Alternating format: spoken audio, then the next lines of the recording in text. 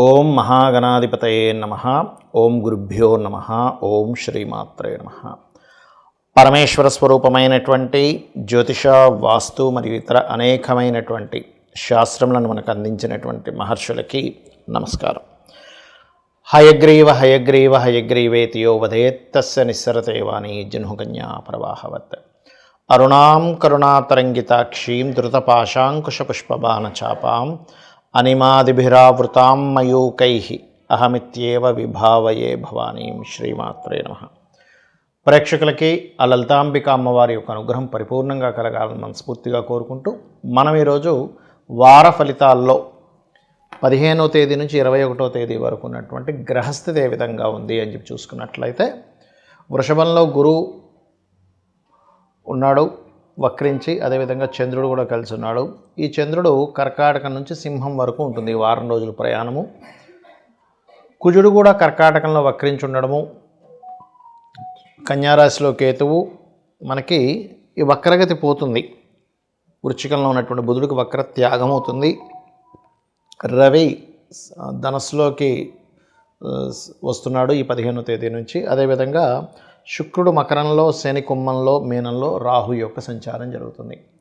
ఈ యొక్క గ్రహస్థితిని అనుసరించి ద్వాదశ లగ్నాల వారికి, లగ్నం తెలియని వారి రాసులకి ఏ విధమైనటువంటి ఫలితములు జరగనున్నాయి, ఏ యొక్క విషయంలో కాస్త జాగ్రత్తగా ఉండాలి, మరియు ఎటువంటి పరిహార మార్గం చేసుకోవాలి అనేటువంటి విషయాల్ని చెప్తుంది నేనైనప్పటికీ కూడా చెప్పేస్తుంది సాక్షాత్ లలిత అమ్మవారిగా భావిస్తూ ఒక్కొక్క లగ్నం లేదా రాశి గురించి మనం తెలుసుకుందాం. వృషభ లగ్నము, వృషభ రాశి.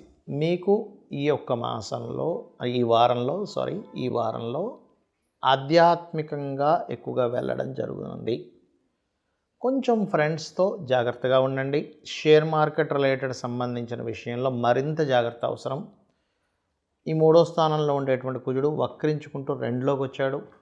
ఇది కొంచెం అన్నదమ్ముల గురించను, లేకపోతే కొన్ని మధ్యలో వెళ్ళి సహాయపడేటువంటి విషయాలు, అనవసరంగా మీరు ధనాన్ని పోగొట్టుకుంటారు. ఆ యొక్క విషయాల్లో వెళ్ళి చాలా జాగ్రత్తగా ఉండండి.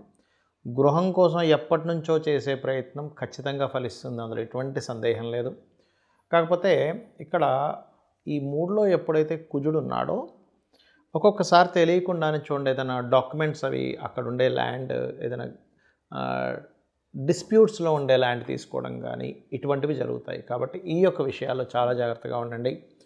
ముఖ్యంగా టీచింగ్, ట్రైనింగ్, మెడికల్ రిలేటెడ్ రంగాల్లో, అందులో ముఖ్యంగా సర్జరీ రిలేటెడ్ సంబంధించిన రంగాల్లో చదివేటువంటి విషయాల్లో చాలా అనుకూలత ఏర్పడుతుంది. మీకు నిర్ణయం తీసుకునేటప్పుడు చాలా జాగ్రత్తగా నిర్ణయం తీసుకోండి. 5వ స్థానంలో కేతు ఉన్నాడు. సో అది బిజినెస్ నిర్ణయాలు కావచ్చు, ఏ నిర్ణయమైనా సరే చాలా జాగ్రత్తగా తీసుకోండి. అలాగే మరొక విషయం ఏంటంటే, ఇక్కడ బ్యాంక్ లోన్స్ ఖచ్చితంగా లభిస్తాయి. ఏదైనా పెద్ద మొత్తంలో మీరు కనుక లోన్స్ ట్రై చేస్తున్నట్లయితే 100% లభిస్తుంది. ఇష్టపడిన వారిని వివాహం చేసుకోవాలి అని ఎప్పటి నుంచో అది వెనక్కి వెళ్తున్నటువంటివి కాస్త ముందుకు కదులుతాయి. పార్ట్నర్స్, బిజినెస్ పార్ట్నర్స్ ఎవరైతే ఉంటారో మీకు అనుకూలంగా ఏర్పడేటువంటి యోగం చూపిస్తుంది. బిజినెస్ పార్ట్నర్స్ సంబంధించిన విషయంలో చేసేటువంటి ఉద్యోగంలో కాస్త ఒత్తిడి ఎక్కువగా ఉంది ప్రజెంట్. మీకు ఆ ఒత్తిడి అనేటువంటి తగ్గడానికి కాస్త మీరు ఆంజనేయ స్వామి యొక్క ఆరాధన చేయండి, అన్ని విధాలా బాగుంటుంది. ఆకు పూజ చేయించుకోండి ఆంజనేయ స్వామికి. మరియు లాభంలో రాహు ఉన్నందుకు మీకు చేసేటువంటి వ్యాపారాల్లో ఆన్లైన్లో చేయండి. ఆన్లైన్ వ్యాపారాలు చాలా బాగా యోగిస్తాయి. ఆన్లైన్ వ్యాపారం అంటే చాలామంది తెలియక పేకాట ఆడుకోవడము, రమ్మి ఆడుకోవడము, ఈ షేర్ మార్కెట్ ఇవనుకుంటారు. ఇవి కాదు. క్లియర్గా మీరు చేయవలసింది ఏంటంటే, ఆన్లైన్లో ఏదైనా ఒక ప్రోడక్ట్ అమ్ముతున్నాము, సర్వీసెస్ ఇస్తున్నాము, లీగల్గా ఉండేవి గుర్తుపెట్టుకోండి. అలా లీగల్ అంటే ఇవాళ రేపు అవి కూడా లీగల్ అయ్యే కదంటే అది కాదు, గుర్తుపెట్టుకోండి. రైట్. ఇక మీరు చేయవలసినటువంటి నిత్యము గణపతిని ఆరాధించండి. ఓం గం గణాధిపతయే నమః అనుకోండి, అన్ని విధాలా మీకు బాగుంటుంది. మనం ఈరోజు జ్యోతిష్శాస్త్రంలో లేనటువంటి విషయాల్ని ఉంది అని అనుకొని అపోహపడే విషయాల గురించి మనం మాట్లాడుకుందాం. ఇవి చాలా ముఖ్యమైనటువంటివి. ఎందుకంటే కొంతమందికి చూడండి, ఆశ్లేష నక్షత్రము అత్తగారికి గండము అంటారు. నేను కొన్ని వేల జాతకాల మీద రీసెర్చ్ చేసి చెప్తున్నా. ఆశ్లేష నక్షత్రంలో పుట్టినంత మాత్రాన అత్తగారికి గండం అవ్వాలని రూల్ లేదు. ఎందుకు అంటే, అత్తగారికి ఒకవేళ నిజంగా గండం అవ్వాలన్నా అది పురుషుడి జాతకమైనా స్త్రీ జాతకమైనా, గుర్తుపెట్టుకోండి, కేవలం స్త్రీ జాతకమే కాదు, ఎవరి జాతకంలో అయినా అత్తగారికి గండం రావాలి అంటే ఫస్ట్ ఈ జాతకుడు నిజంగానే ఆ అత్తగారి జాతకంలో గండం ఉండే జాతకుడితో వివాహం అవుతుంది. గుర్తుపెట్టుకోండి. అంటే ఏంటి, వాళ్ళ పాపతో వీళ్ళకి పాపకో బాబుతోనో వీళ్ళకి వివాహం అవుతుంది ఈ జాతకుడికి లేదా జాతకురాలికి. అయ్యి వీళ్ళ జాతకంలోని వాళ్ళ జాతకంలో కూడా, అంటే ఆ అత్తగారి జాతకంలో గండం అంటే లగ్నం పాడై ఉంటుంది, ఇతని జాతకంలో దశమ స్థానంలో గండం ఉంటుంది. ఈ రెండు మ్యాచ్ అవుతాయి. అలా అవ్వకుండా జరగదు. అంతేగాని కేవలం ఆశ్లేష నక్షత్రం కనుక అత్తగారికి గండం అని అనుకుంటే అది శుద్ధ తప్పు. మీరు రీసెర్చ్ చేయండి. ఏదో ఊరికే ఏదో మనకి పరాశర మహర్షి రాయలేదు, ఎవరూ రాయలేదు ఆశ్లేష నక్షత్రంలో పుడితే అత్తగారు గండం అని. మహర్షులు చెప్పింది మనకు ప్రాధాన్యం కదా, అది ప్రామాణికత.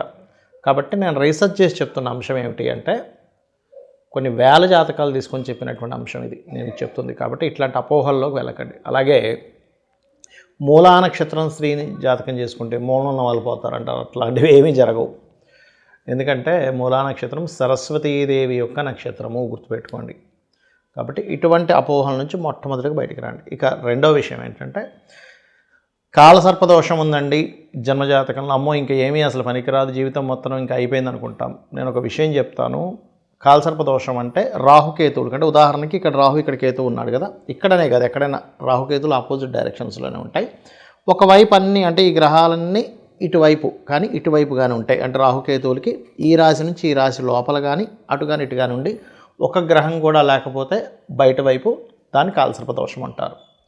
మీరు ఒక్కసారి నెట్లోకి వెళ్ళి ఇప్పటి వరకు ఎన్నెన్ని దేశాలు ఎంతమంది ప్రెసిడెంట్లు ఉన్నారో వారి జాతకాలు తీసుకోండి. వాళ్ళల్లో 90% ఆఫ్ ప్రెసిడెంట్లకి, సీఎంలకి, లేకపోతే పెద్ద పోస్టులో ఉండేటువంటి వాళ్ళకి కాలసర్పదోషం ఉంటుంది. అంటే ఏదైనా సరే మనం ప్రాక్టికల్గా ఆలోచించాలి. ఒకసారి మీరు కనుక ఆలోచిస్తారో నిజమే కదా, ఇంతమందికి మరి ఈ 90% ఆఫ్ ఉంటే వీళ్ళు ప్రెసిడెంట్లు ఎట్లా అయ్యారు అని ఒకసారి ఆలోచించాలి. ఎందుకంటే ఒకటే గుర్తుపెట్టుకోండి, ఎక్కడా పర్సనల్ చార్ట్కి అప్లై చేయమని లేదు కాలసర్పదోషాన్ని. కాలము అంటే పలానా దగ్గర సునామీలు, భూకంపాలు, లేకపోతే పెద్ద విపరీతమైన వర్షాలు, కరువులు, కాటకాలు, యుద్ధాలు, వీటి గురించి ప్రిడిక్ట్ చేయమని ఉంది శాస్త్రంలో. అంటే ఆ కాలంలో ఆ గ్రహాలని ఒకవైపు వెళ్ళిపోయి ఏ దేశాల మీద ప్రభావం చూపిస్తుందో దాన్ని బట్టి అలా చెప్పారు. ఆ సంవత్సరానికి రాజు ఎవరు, ఆ రాజు ఎవరయ్యారు, ఏ గ్రహం అయింది, ఒక్కొక్క దేశానికి ఒక్కొక్క రాశిని ఆపాదించారంటే మొత్తం దాన్ని తీసుకొని దాని మీద మనకి సర్వతోభాద్ర చక్రపరంగా వ్యధలు ఎక్కడ ఏర్పడుతున్నాయి దాన్ని బట్టి చూసి చెప్పమని చెప్పారు. అంటే జన్మజాతకంలో చూసేసుకుని కాలసర్పదోషం నాకేం పనికిరాదు అనుకుంటే దానంత మూర్ఖత్వం మరొకట్లేదు, గుర్తుపెట్టుకోండి. ఇదొకటి. ఇక మరొక విషయం చెప్తాను నేను మీకు. ఏలినాటి శని, అర్ధాష్టమ శని, అష్టమ శని, గుర్తుపెట్టుకోండి. ఇవి రాగానే ఇంక జీవితం మొత్తం ఇంకా అయిపోయింది, క్లోజ్ అయిపోయింది అనుకుంటారు. అసలు అలా లేదు. నేను మీకు చాలా వీడియోలో చెప్పాను. ఇప్పుడు కాదు 10 సంవత్సరాల నుంచి చెప్తున్నా. అయ్యా స్వర్గీయ ఎన్టీ రామారావు గారు ఏలినాటి శనిలోనే సీఎం అయ్యారు. ఎందుకు మన పీఎం గారు కూడా ఏలినాటి శనిలోనే ఆయన పీఎంగా నడిచింది మొత్తం కూడా. ఇప్పుడు కూడా అర్ధాష్టమ శని నడుస్తుంది. మరి అలా అంటే ఆయన పీఎం అవ్వకూడదుగా ఏలినాటి శని నడిచేటప్పుడు. అదేవిధంగా జగన్ లాస్ట్ టైం జగన్ గెలిచినప్పుడు కూడా అష్టమ శనిలోనే గెలిచాడు ఆయన. అలాగే చంద్రబాబు నాయుడు గారు కావచ్చు, ఎవరైనా గుర్తుపెట్టుకోండి. ఎందుకంటే మనకి శని శ్రమనివ్వాలి కాబట్టి వర్క్ ఇస్తాడు. కాకపోతే ఏంటంటే శ్రమిస్తాడు. అవతల వాళ్ళ నుంచి వ్యతిరేకతలు, నిందలు ఇవి ఇస్తాడు. అంతేగాని ఎక్కడ మన జీవితం ఆగిపోదు. జీవితం ఆగిపోయేది ఏలినాటి శని, అష్టమ శని, అర్ధాష్టమ శని కాదు. ఎప్పుడు ఆగిపోతుంది అంటే మీకు నడుస్తున్న మహాదశ బాగా క్రిటికల్గా ఉంది. ఆ మహాదశ క్రిటికల్గా ఉండి మీరు ఏ పని చేయకుండా ఇంట్లో ఉండి ఏ ప్రయత్నం చేయకపోతే ఆగిపోద్దండి. బికాజ్ ఆఫ్ మనం కనుక మన ఎఫర్ట్స్ పెడుతూ ఉంటే గ్రహాలు, దేవతలు కూడా మనకు సహకరిస్తారు. ఇప్పుడు ఒక్కోసారి దశ బాగోదు, దానికి రెమెడీ చేసుకోవడమే సింపుల్గా. ఏ దశ బాగాలేదో ఆ దశకి సంబంధించిన దానం ఇవ్వడం, చక్కగా అధిష్టాన దేవతకి ఒక మంత్రం చేసుకోవడం. ఇంతకు మించి ఏమీ మనం కంగారు పడిపోయి ఇవన్నీ ఎక్కడి నుంచి వచ్చాయి, అవేమీ మన మీద కక్ష కట్టుకొని రాలే. పూర్వజన్మల్లో మనం చేసినటువంటి కర్మే ఈ రూపంలో వచ్చింది. ప్రతిదీ కూడా మీరు చేస్తున్న యాక్షన్, రియాక్షన్, మీరు చేస్తున్న పనికి దానికి ఫలితం అనేది ఉంటుంది. ఇప్పుడు ఎందుకు చిన్న ఎగ్జాంపుల్ చెప్తాను చూడండి. పిల్లలకి ఒక సంవత్సరం పీరియడ్లో వాళ్ళు రోజు చక్కగా చదువుకున్న వ్యక్తి మెరిట్ వస్తాడు. ఏమి చదువుకునే వ్యక్తి సరిగా వాడికి మార్కులు రావు. అంతే కదా. ఇప్పుడు ఇక్కడ చదివి ఎగ్జామ్ రాసిన తర్వాత రిజల్ట్ ఈ జీవితంలో ఎలా ఉన్నాము, ఇక్కడ అనుభవించేటువంటిది, ఇక్కడ చేసేటువంటి కర్మలు, ఇక్కడ మనం ఒకరిని నిందిస్తున్నామా, ఒకరిని ఇబ్బంది పెడుతున్నామా, ఒకరికి సహాయపడుతున్నామా, ఒకరికి సపోర్ట్ చేస్తున్నామా, ఇదే మీకు పుణ్యంగా మారుతుంది నెక్స్ట్ జన్మకి. ఈ కాన్సెప్ట్ అర్థం అవ్వనంతసేపు ఎంతసేపు ఆ గ్రహం నన్ను ఇలా చేస్తుంది, ఈ గ్రహం నన్ను ఇలా చేస్తుంది అనుకుంటాం. గ్రహాలు చేయడం కాదు, మీ కర్మలే గ్రహ రూపేణ అక్కడ ఉన్నాయి. ఇది మీకు అర్థమైతే మంచి కర్మలు చేస్తూ ఉంటాం. మంచి కర్మలు ఏంటి, ఇన్ సెన్స్ మనసు కూడా అవతల వ్యక్తిని బాధ పెట్టకూడదు, గుర్తుపెట్టుకోండి. ఒక్కొక్కసారి అవుతూ ఉంటాయి ఫ్యామిలీస్లోనో లేకపోతే ఫ్రెండ్స్ మధ్యలో చిన్న చిన్న డిస్టర్బెన్స్ వస్తుంటాయి. బట్ అర్థం చేసుకుని మళ్ళీ సారీ చెప్పుకోవడమో ముందుకు వెళ్ళడమో జరుగుతూ ఉండాలి. అంతేగాని కొంతమంది సాధిస్తున్నట్టుగా చేస్తూ ఉంటారు, అవి చాలా పెద్ద దోషాలు, గుర్తుపెట్టుకోండి. చాలా అంటే చాలా పెద్ద దోషాలు. కాబట్టి మీకు ఉద్యోగం రావట్లేదు, చాలా సింపుల్గా ఏం లేదు, ఓం శ్రీమాత శ్రీ మహారాజ్ని శ్రీమత్ సింహాసనేశ్వరి నమ. ఫైనాన్షియల్ ఇబ్బంది ఉంది, అమ్మవారి నామాల్లో చిన్న చిన్న నామాలు చేసుకుని కూడా క్లియర్ చేసుకోవచ్చు. చక్కగా మీరు ఓం సంపత్కరీ సమారూఢ సింధుర వ్రజ సేవితాయ నమ, లేదంటే అప్పులు ఉన్నాయి ఓం అపర్ణాయ నమ. ఇలాగ 1000 నామాలకి అమ్మవారి అనుగ్రహం వల్ల మనం యూట్యూబ్లో చెప్పడం జరిగింది. ఒక్కొక్క నామాన్ని తీసుకొని చక్కగా చేసుకోండి, మీ జీవితాన్ని ఆనందమయంగా మార్చుకోండి. శ్రీమాత్రే నమః.